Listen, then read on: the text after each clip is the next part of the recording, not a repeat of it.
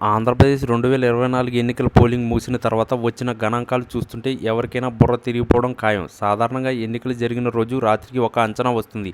మరునాడు పొద్దున్నే అసలు ఎంతమంది ఓటు వేశారో క్లారిటీ వస్తుంది. కానీ ఈసారి ఏపీలో మాత్రం శ్రేణి పూర్తిగా వేరుగా ఉంది. మొదట ప్రకటించిన ఓటింగ్ శాతానికి చివరిగా లెక్క తేల్చిన శాతానికి మధ్య ఏకంగా 12.5% తేడా రావడం అనేది అసలు నమ్మలేని విషయం. దేశీయ ఎన్నికల చరిత్రలో ఎప్పుడూ ఇట్లాంటిది జరగలేదు. మహా అయితే 1% అటు ఇటు అవుతుంది. కానీ ఇలా వేల బూతుల్లో లక్షల ఓట్లు అదనంగా వచ్చి చేరడం వెనుక ఏదో మాయాజాలం జరిగిందని అనుమానాలు గట్టిగా వినిపిస్తున్నాయి. ముఖ్యంగా కొన్ని నియోజకవర్గాల్లో 30% వరకు ఓటింగ్ పెరిగిపోవడం సామాన్యమైన విషయం కాదు. దీనివల్ల గెలవాల్సిన అభ్యర్థులు ఓడిపోవడం, ఊహించని వారు అధికారంలోకి రావడం జరిగిందనే చర్చ నడుస్తుంది.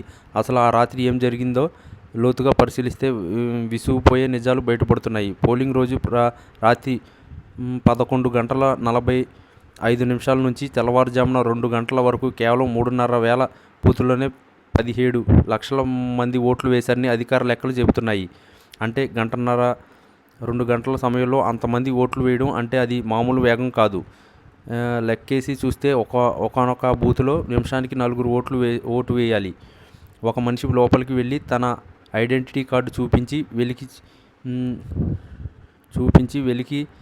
వేలికి చుక్క పెట్టించుకుని ఈవీఎం దగ్గరికి వెళ్ళి బటన్ నొక్కి అదే ప్రింట్ అయ్యే వరకు ఆగి బయటకు రావడానికి కనీసం 20 సెకండ్ల టైం పడుతుంది. అలాంటప్పుడు నిమిషానికి 4 ఓట్లు వేయడం అనేది కేవలం సినిమాల్లో కూడా జరగని మ్యాజిక్లా కనిపిస్తుంది. ఎంత వేగంగా ఓటింగ్ జరగడం సాధ్యమైన అన్నది పెద్ద ప్రశ్నగా మిగిలిపోయింది. మరో వింత ఏంటంటే సాయంత్రం 5 గంటల నుంచి రాత్రి 8 గంటల వరకు రాష్ట్రం మొత్తం మీద కేవలం 34,000 ఓట్లు పడ్డాయని చెప్పారు. కానీ రాత్రి 12 దాటాక ఒక్కసారిగా 1,00,000 ఓట్లు ఎలా వచ్చాయన్నది అర్థం కావటం లేదు. ఒకవేళ అంతమంది క్యూలో ఉన్నారనుకున్న 6 గంటలకి గేటు మూసేసి తర్వాత ఎవరు కొత్తగా లోపలికి రావడానికి వీలుండదు. 5 గంటలకే 15 నిమిషాల్లో ఓటు పడిన బూతుల్లో అర్ధరాత్రి వేళ ఒక్కొక్కరు 15 సెకండ్లలోనే ఓటు వేశారని అనుమానం కలుగుతుంది. పోలింగ్ సిబ్బంది కూడా మనుషులే కదా, వాళ్ళు కూడా అలసిపోతారు. అంత వేగం ఓట్లు వేయించడం మెషిన్ వల్ల కూడా కాదు.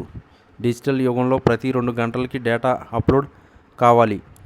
గూగుల్ పే లాగా క్షణాల్లో సమాచారం వెళ్లాల్సిన చోటు ఇలా రోజులు గడిచినా సరే లెక్కలు బయటపడకపోవడం వెనుక ఏదో మతలబు ఉందనేది వాస్తవం. చివరిగా వచ్చిన తుది లెక్కలు కూడా పోలింగ్ జరిగిన 4 రోజుల తర్వాత ఇవ్వడం అనేక అనుమానాలు తావినిస్తుంది.